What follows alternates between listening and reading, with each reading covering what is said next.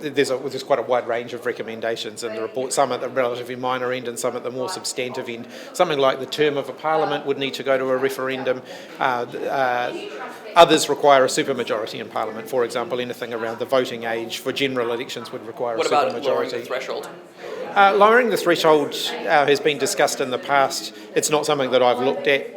The public have got an opportunity to have a say on that now by making submissions, but it's not something I've looked at before. I'm personally in favour of 16 and 17-year-olds being able to vote. I've met many 16 and 17-year-olds who are highly engaged, highly informed, and I think would make good informed decisions about how they vote. On the other hand, I acknowledge that there's not a supermajority for it in Parliament, which is what's required. So I don't intend to pursue it any further because it would require a supermajority. And again, I think it's just the wrong conversation to be having at this time. I'm just very conscious, outside of this place, across the rest of New Zealand, people are doing it incredibly tough. And the focus needs to be on the cost of living, it needs to be on education, it needs to be on health, it needs to be on crime. That's what New Zealanders' concerns really are.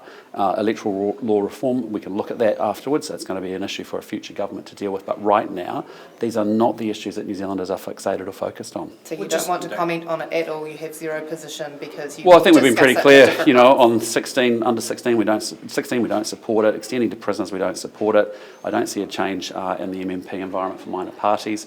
Those have been positions we've articulated before. In fairness, we have a chat in our caucus, and we'll come back with a more considered view. Would you support a referendum on that? Personally, I'm supportive of a 4-year term, but there'll be a range of views within the Parliament as well, and that will need some serious consideration.